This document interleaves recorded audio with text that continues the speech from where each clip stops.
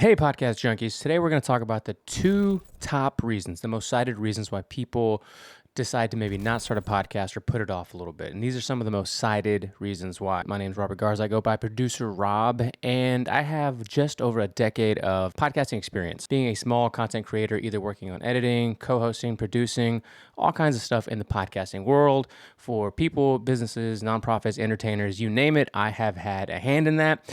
And I've started this channel to kind of help people that want to start a podcast get started podcasting. So we're going to get right into it. And the first challenge that I came most across and I could resonate with was that it takes a lot of time and effort to start and run a podcast. And that's true. A lot of people think that they can just turn the camera on, turn the mic on, computer's going, lights, and we're going, right? And then you go, let's say most people, they try to do an hour, but when they first start, they do about half an hour, which is a good starting point. If you're doing a solo podcast, if you're doing an interview, you try to go for half an hour, solid, right? And you find that it's a little bit difficult, the skill that you have to develop. And then once you've honed in on it and you feel comfortable, even if you don't edit a whole bunch, putting together a half an hour to an hour plus of content and then putting it into a video editor if you do video, which I made the mistake a decade ago of just not going all in on video. I love the art form of audio, of talk radio, of knowing that somebody's in a commute, in their car, subway, whatever, or they're at the gym on the treadmill doing their cardio, or doing their chores around the house and they're consuming the audio. I love the thought of that. I love the thought of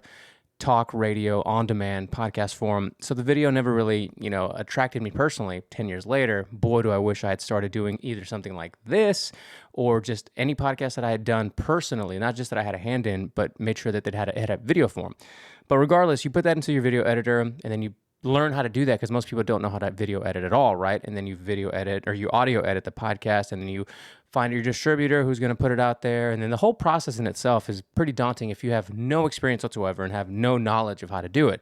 So people put it off, right? And I'm here to tell you that through this channel and some of the tips and tricks that I'm going to be able to show you guys, it's not as difficult and things that are already out there. I'm sure you already found somebody that kind of described to you how you can do it and how you can make it streamlined and easy if you're a complete beginner.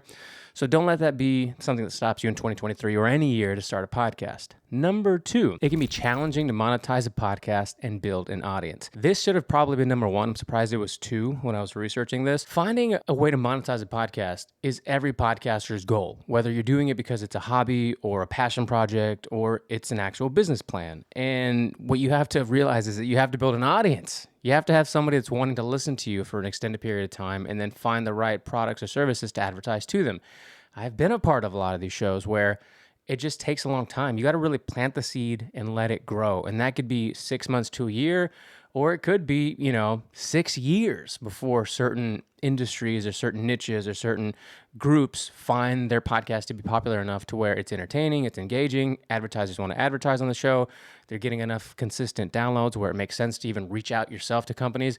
And it doesn't have to be that big because if you have 10,000 loyal, dedicated fans or 1,000 dedicated fans in one particular subject, you could find a way to monetize it. It's just that people get into it thinking, I want to make Rogan money, right? Just raining from all over as soon as you start, and it's not going to be the case. Nonetheless, I would say don't let that stop you from starting a podcast because I remember when I first started, just a quick story before we wrap up today, I would reach out to companies or I would reach out to people from Twitter. I would have them on. I'd have somebody from these places on the podcast, and then I'd reach out to, a similar company. If it was a fitness person, for example, I'd reach out to a fitness type of company and say, hey, I had this person on, these are the downloads. And at the time, 10 years ago, to get 3, 4, 5, 6,000 people to listen to a podcast when you're basically a nobody, you're just an enthusiast doing this as a passion project, it's pretty impressive. And these companies noticed and they thought it was cool. So I would get product, right? Not to name specific brands, but there were supplements or there were like foods, like protein foods and RTDs and stuff that would send me packages and send me things to kind of review and talk about and just splash into the podcast. And I thought that was really cool at the time. I was in my early 20s and I thought, man, if I can get, free protein, jugs, if I can get free RTDs, if I can get free whatever as payment, basically in exchange for talking about the brand, if I liked it, I thought that was a win-win.